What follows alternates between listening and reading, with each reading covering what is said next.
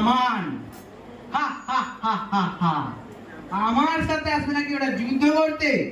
বেশ, আসুক তবে।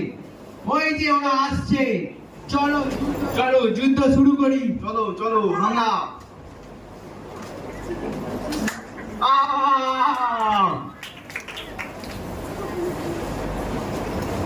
ইসরায়েল রাজ্যের একটি কন্যাকে আমার খুব পছন্দ হয়েছে। এই কন্যাকে আমার স্ত্রীর সেবিকা হিসেবে আমি নিয়ে যেতে চাই। চলো তুমি আমার সাথে। মা, আমাকে ছেড়ে দাও, আমি যাব না। না, তোমাকে যেতেই হবে। চলো না, না, আমি যাব না। চলো, যেতেই হবে। না, আমি যাব না, ছেড়ে দিন আমাকে, যাব না আমি। না, তোমাকে যেতেই হবে। চলো। না, তুমি বসো বসো, দাঁড়ানোর কিছু নেই, তুমি বসো। দেখো প্রিয়, আমি তোমার জন্য একটু উপহার নিয়ে এসেছি। ইসরায়েল রাজ্যে যুদ্ধ করার সময় আমার এই বালিকাকে খুব পছন্দ হয়েছে। এই বালিকাকে তোমার সেবিকা হিসেবে আমি নিয়ে এসেছি। এই বালিকা তোমার সঙ্গে সবসময় থাকবে, তোমার সাথে বাগানে ঘুরতে যাবে, তোমার সঙ্গে গল্প করবে, তোমার চুল আসতে দেবে, তোমার বিনুনি করে দেবে। তোমার কি একে পছন্দ হয়েছে? হ্যাঁ, আমার খুব পছন্দ হয়েছে। এসো। না, ছোট, আমি ভালো করে চা বানাতে পারি না। কি আপনি কে বলেন কেমন হয়েছে চা?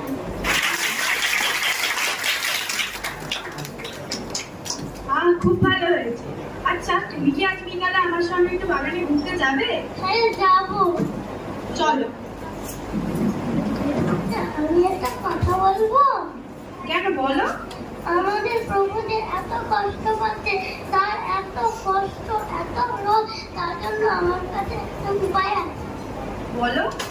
সেটা আমাদের ইসরায়েল দেশে একজন ভাওবাদী আছে, তো তার কাছে নিয়ে গেলে আমাদের প্রভু সুস্থ হয়ে যাবে।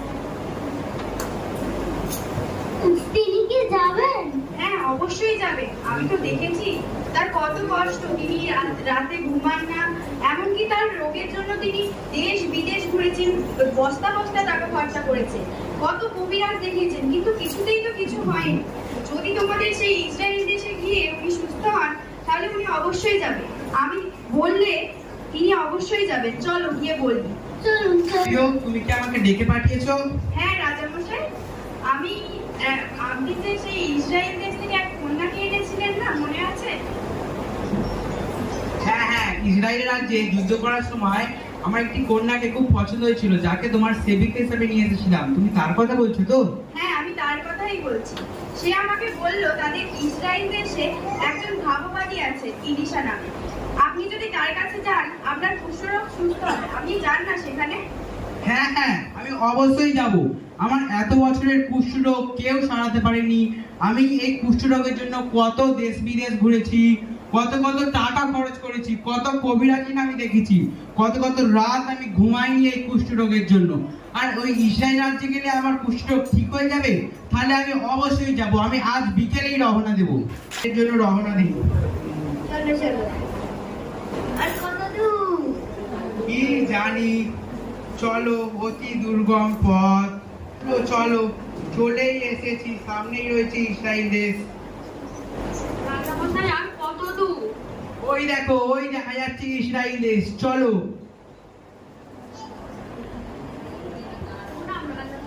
আমাদের রাজা আপনাদের কি পত্র পাঠিয়েছে? আমি নাকি ঈশ্বর যে নামান কুষ্ঠ ঠিক করব? আমার মনে হয় অরাম রাজ্যের রাজা আমার সঙ্গে যুদ্ধ করতে চায়। রাজামশাই শান্ত হন, এত রাগ করবেন না। আমাদের রাজ্যে যে ভাববাদী আছে ইলিশা, ওই ব্যক্তিকে ওনার কাছে পাঠিয়ে দিন। তবে তাই হোক। হে বৎস, আমার দরবারে আসছে এক কুষ্ঠরোগী, তার নাম নামান। তুমি যাও আর এই ইসরায়েল দেশের সেই জর্দান নদীতে তাকে 7 বার ডুব গালতে বলো।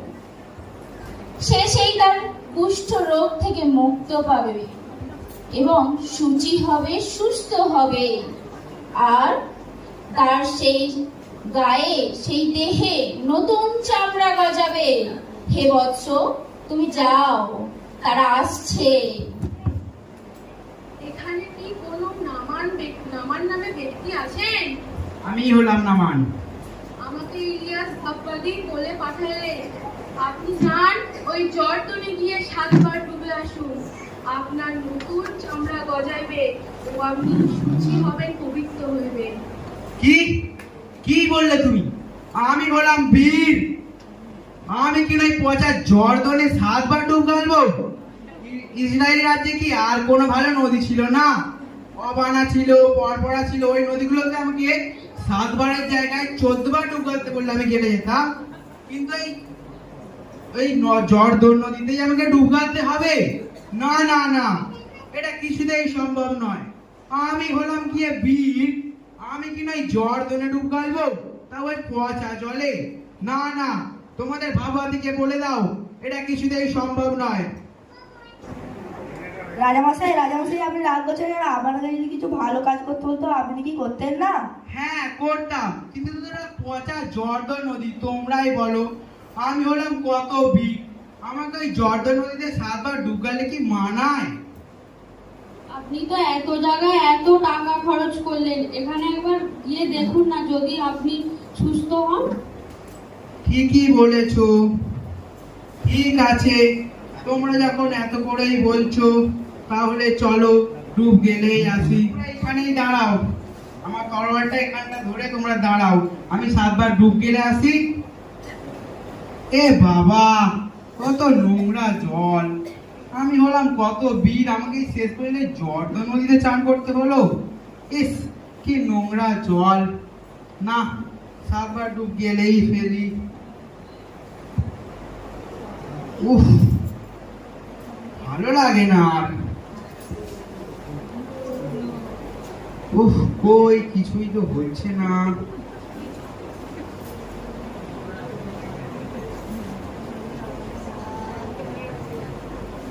না, উফ, একে তো এত নোংরা জল, তার উপর 7 বার ডুব গালতে হবে। উফ, কই কিছুই তো হচ্ছে না। এই দেখো, আমার নতুন চামড়া গজিয়েছে। আমাদের বহু সুস্থ এইটা আমাদের বহু সুন্দর হয়ে গেছে, এইটা আমাদের বহু আমার সুন্দর হয়ে এতদিনের গেছে। কুষ্ঠরোগ ঠিক হয়ে গেছে। তোমরা সবাই দেখো, আমার আমাদের এতদিনের বহু কুষ্ঠরোগ সুন্দর ঠিক হয়ে হয়ে গেছে। গেছে, আমাদের বহু সুন্দর হয়ে গেছে। আমি এই কুষ্ঠরোগের জন্য কত কত দেশ ঘুরেছি, কিন্তু কেউ আমার এই কুষ্ঠরোগ ঠিক করতে পারেনি।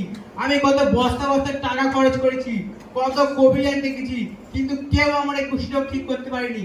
এই ইসরায়েল দেশেই রয়েছে সদা জীবন্ত ঈশ্বর। আমি এই দেশে, ইসরায়েল দেশে, এই জর্দন নদীতে ঈশ্বরের আশীর্বাদ রয়েছে। আমি আজ এইখানে দাঁড়িয়ে আমার রাজ্যের প্রত্যেকটা প্রত্যেকটা মানুষকে বলছি, তোমরা প্রত্যেকে আসো এই ইসরায়েল দেশে। এই ইসরায়েল দেশে ঈশ্বরের ব্লেস রয়েছে, এই ইসরায়েল দেশে ঈশ্বর অবস্থান করেছে। এই ইসরায়েল দেশ শ্রেষ্ঠ দেশ। এই ইসরায়েল দেশে ঈশ্বর জীবন্ত ঈশ্বর রয়েছে। ঈশ্বর শক্তিমান, ঈশ্বরের মতো আর কেউ হয় না। ঈশ্বর হলো আমাদের পিতা, যিনি শক্তিমান। উনি আমার এত বছরের কুষ্ঠরোগ ঠিক করে দিয়েছে।